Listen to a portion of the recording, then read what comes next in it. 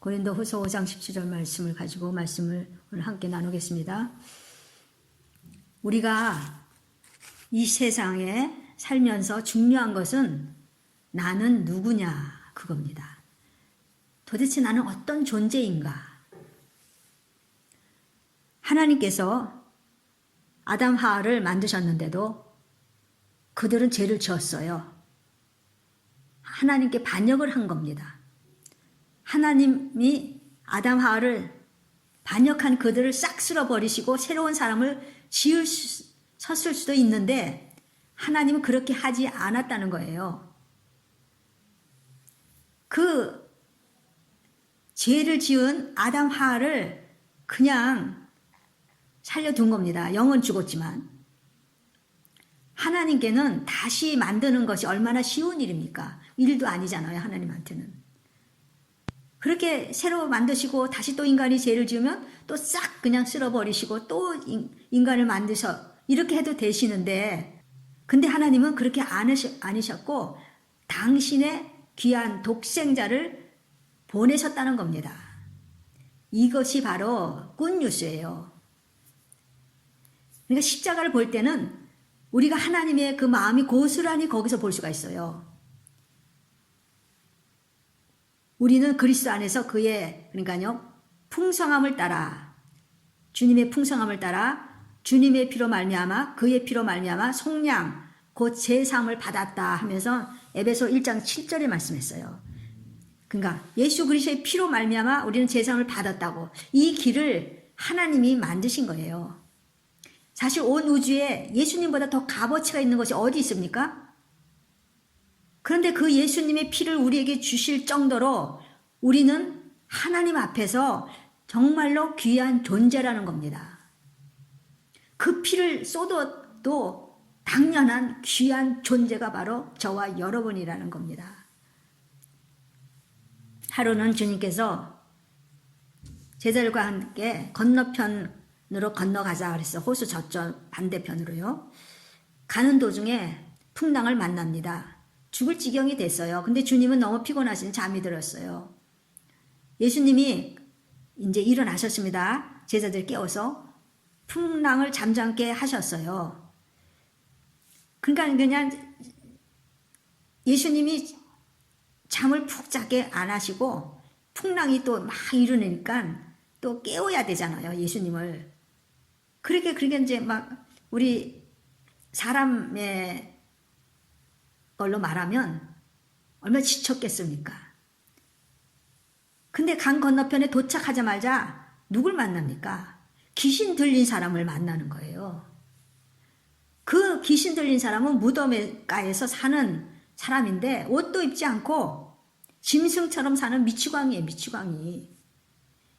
쇠사슬을 채워도 그 쇠사슬을 다 끊고 자기가 좋아하는 자기 마음에 제일 좋은가 봐요. 무덤가에서 사는 거예요. 근데 이 사람을 누가 만나려고 합니까? 그런데도 지역에 간 것은 무엇 때문입니까? 이 미치광이를 만나려고 주님이 그쪽에 가셨다는 겁니다. 우리 인간으로 보는 때는 누가 아무도 아마 있으면 도망가죠. 다. 누가 만나려고 합니까? 우리 예수님이 일부러 또 우연히 만난 것도 일부러 그쪽으로 가자 해서 간 겁니다. 그리고 다시 그를 고친 후에는 다시 원상 자리로 다시 돌아갔다는 겁니다. 여러분 나 같은 것이 어찌 감히 주님을 만날 수 있겠느냐 하지 마세요. 여러분은 우주에서 가장 값진 예수님을 주고 사신 귀한 존재예요. 하나님 아버지께서 예수님을 십자가에서 그 피를 흘리게 했고 그 피를 가지고 우리를 하나님이 사신 겁니다. 그래서 고린도전서 7장 23절에 보니까 너희는 값으로 사신 것이니 사람들의 종이 되지 말라 그래요. 값으로 산 것이다. 독일어 성경 보니까 비싼 값이라고 썼어요. 그러니까요. 비싸게 산 그 값이라는 겁니다. 그러니까 사람의 종이 되지 말라. 그러니까 세상의 종이 되지 말라는 말씀이에요. 오늘 본문에 보니까 5장 17절에 그런즉 누구든지 그리스도 안에 있으면 새로운 피조물이라. 이전 것은 지나갔으니 보라 새 것이 되었도다. 그리스도 안에 있으면 하고 말하고 있어요. 그리스도 안에 있는 것이 중요한 겁니다. 그리스도 밖에 있으면 우리는 혼자예요. 홀로 살아야 돼요. 가족이 있어요? 가족이 있어도 혼자예요. 혼자. 세상은요 사탄의 권세하에 있기 때문에 그곳에서 우리를 끄집어내신 주님이 아니십니까? 우리가 예수님을 영접하면 우리는 그리스도 안에 들어갑니다. 그런데요 사탄은 자기 백성을 빼앗겼기 때문에 여러 가지 모양으로 이 그리스도인을 유혹을 합니다. 창세기 4장에 보니까 가인에게 하나님이 말씀했어요. 죄가 문에 지금 엎드려 있다고 말했어요. 그러니까 죄가 문에서 너를 지금 기다리고 있으니 너는 죄를 다스려라 그렇게 말씀했어요. 하나님은 죄에 대해서 이렇게 엄격하게 다스리라고 했어요. 우리는 그렇게 엄격하게 다스리지 않잖아요. 히브리서 12장 4절에는 이런 말씀이 있어요. 너희가 죄와 싸우되 아직 피 흘리기까지는 대항하지 아니했다 했어요. 그러니까 피 흘리기까지 죄와 싸우라고 한 것입니다. 하나님도 죄를 다스리라 그랬어요. 천국은요 죄인이 갈 수가 없는 나라입니다. 그러나 그리스도 안에 있어서 회개한 자가 갈 수가 있는 나라입니다. 그리스도 안에서 새로운 피조물이 된 사람이 가는 나라가 천국이에요. 여러분 오늘이라도 아니면 내일이라도 주님이 부르신다면 여러분 천국 갈 수 있습니까?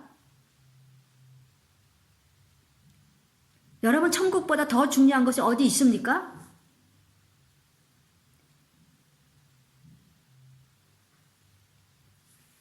우리는 언제라도 하나님이 우리를 부르면 천국 갈 수 있어야 됩니다.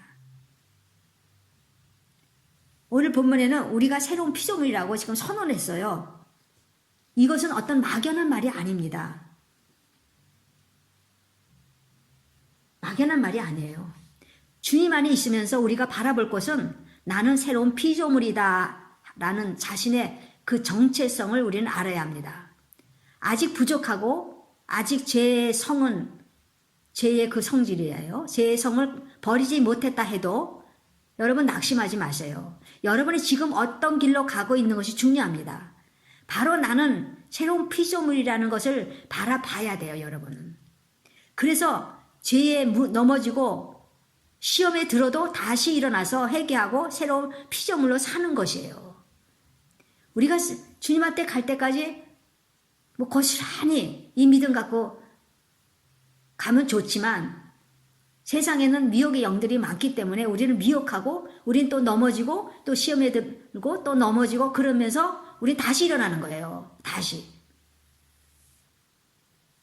그렇기 때문에 여러분이 고린도후서 5장 17절 말씀 받아들여야 됩니다. 아니야 나는 안 돼. 나 같은 것이 어떻게 새로운 피조물이야. 라고 생각한다면 여러분은 하나님 말씀을 우습게 여기는 겁니다. 여러분의 말을 누가 우습게 여긴다면 여러분도 기분이 나쁘지요.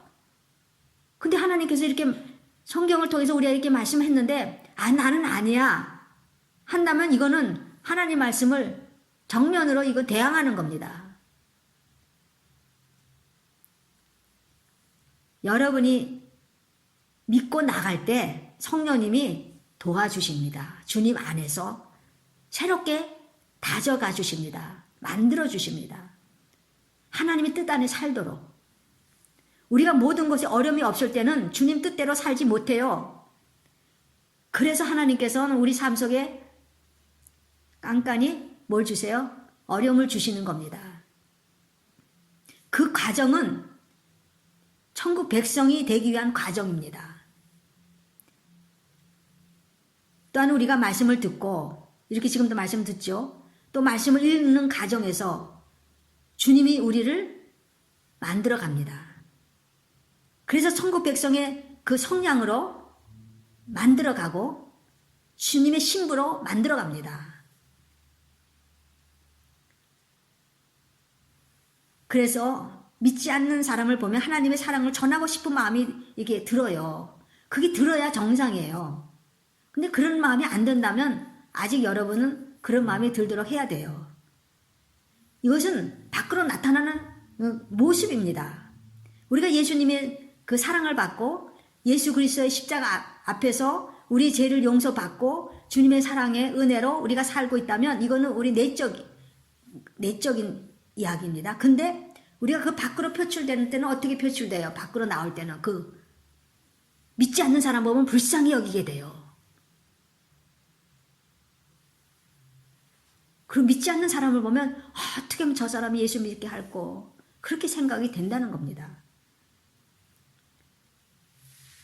우리가 예수님 안에 있으면 화를 자주 내던 사람도 조금씩 덜 내게 돼요.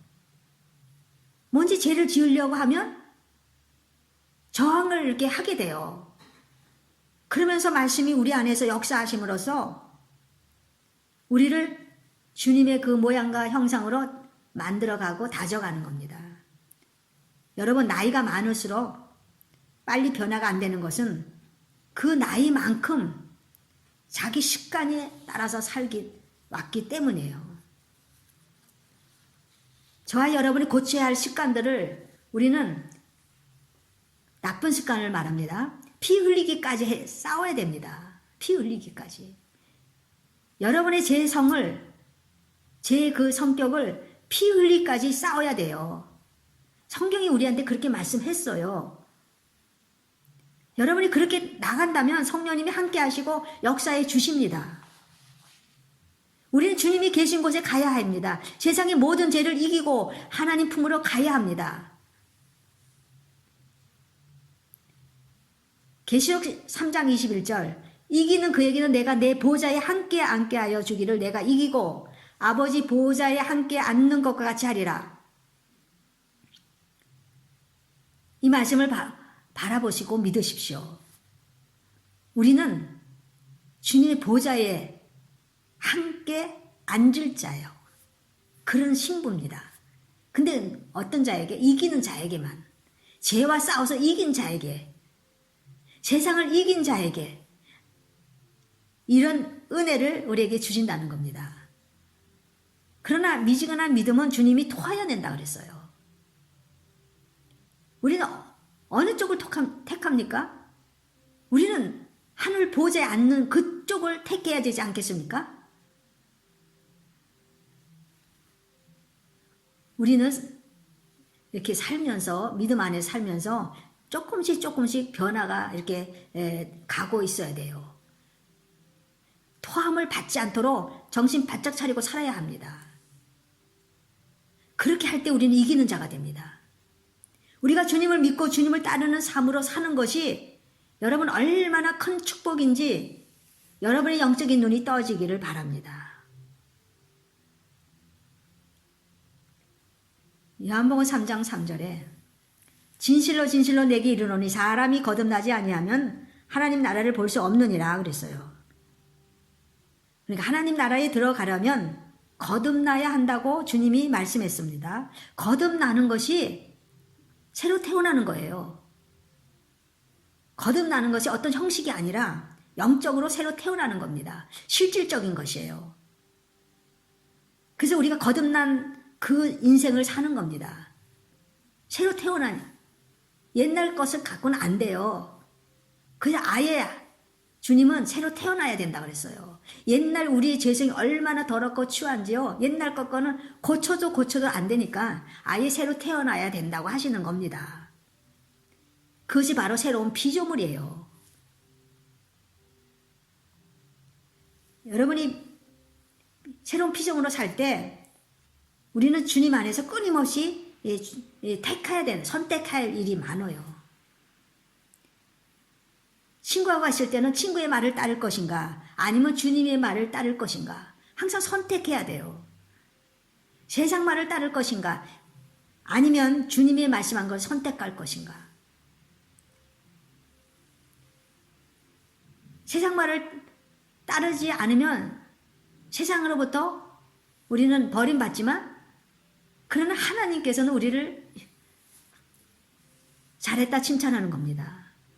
사실 세상으로부터 버림받은 건 상관없어요. 그런데요, 하나님으로부터 버림받으면 안 돼요. 하나님은 우리를 토해버리면 안 돼요. 그래서 세상은 나를 버려도, 친구는 나를 버려도, 어떤 모든 것이, 어떤 뭐 성공하는 거 이런 게 모든 것이 나를 버려도 주님한테 버림받으면 안 됩니다. 세상에서 버림받는 건 상관없어요. 친구에게 따돌림 당해도요, 상관없어요. 주님만 우리를 안 버리면 되는 겁니다. 히브리서 12장 14절에 합평함과 거룩함을 따르라. 이것이 없이는 아무도 주를 보지 못하리라 그랬어요. 아무도 주를 보지 못한다. 천국에 갈 수 없다는 말씀이에요. 예수님은 이러셨어요. 내가 거룩하니 너희도 거룩하라. 아니, 예수님 우리 신랑이라고 성경에는 그랬어요. 아니, 신랑이 거룩한데 신부는 거룩하지 않다. 그 모순이 아닙니까? 틀린 말이 아닙니까? 틀리잖아요. 신랑은 거룩해요. 근데 신부인 우리는 거룩하지가 않아요. 신부감이 아니에요. 그는 신부가 아니에요. 이거는 명령이에요. 주님이 명령했어요. 내가 거룩하니까 너희도 거룩하라. 거룩해야 된다는 겁니다. 근데 우리는 이거 한 귀로 듣고 한 귀로 흘러보내지 않습니까? 주님은 우리에게 할 수 없는 것을 명령하지 않았어요. 할 수 있기 때문에 말씀하신 겁니다. 주님 안에 있으면 됩니다. 여러분이 주님이 정말로 살아계신다는 것을 믿는다면 주님의 이 말씀이 짐이 아니라 오히려 천국 가는 길이구나 하시면서 감사하게 받아들여야 되는 겁니다. 아우, 이거 내가 어떻게 이런 걸, 내가 어떻게 거룩해. 그게 아니라 이게 바로 천국 가는 길이에요. 감사하게 내가 받아야죠. 현재 편한 걸 원하십니까? 그럼 여러분 넓은 길로 그냥 가세요.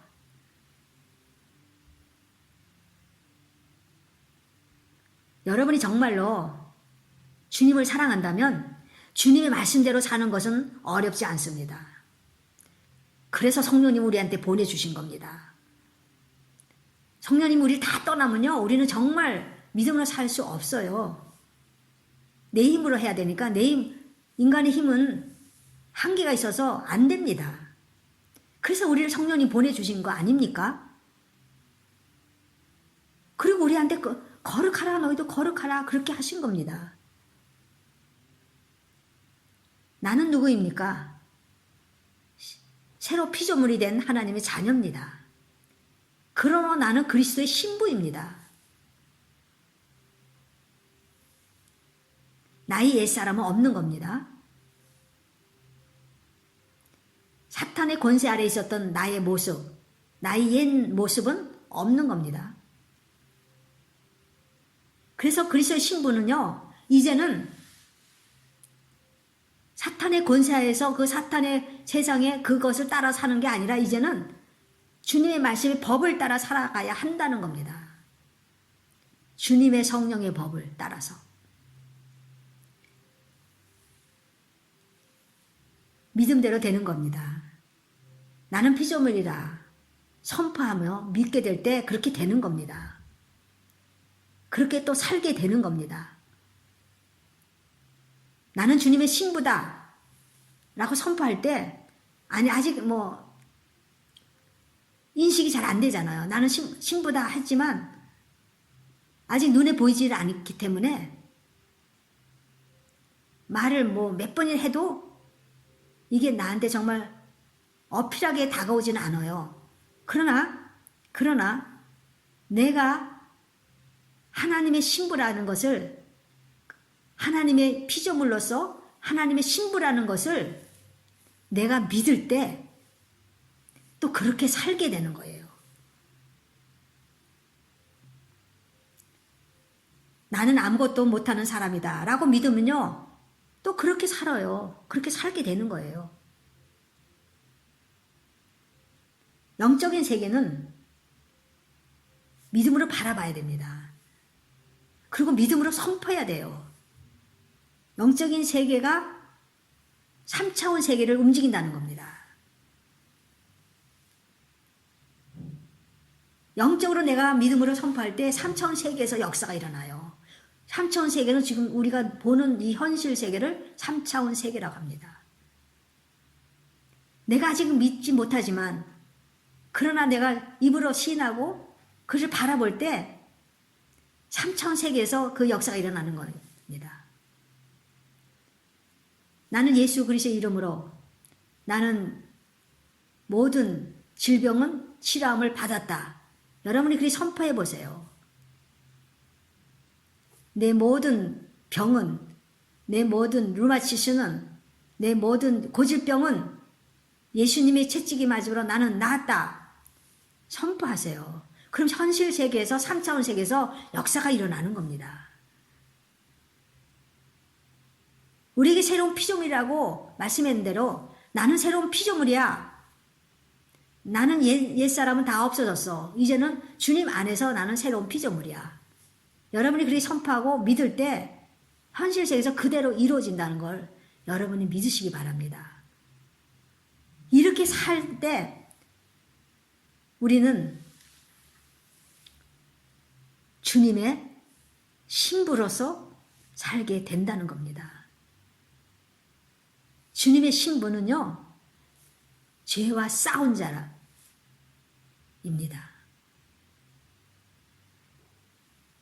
여러분 앞에 정말 뭐가 중요합니까?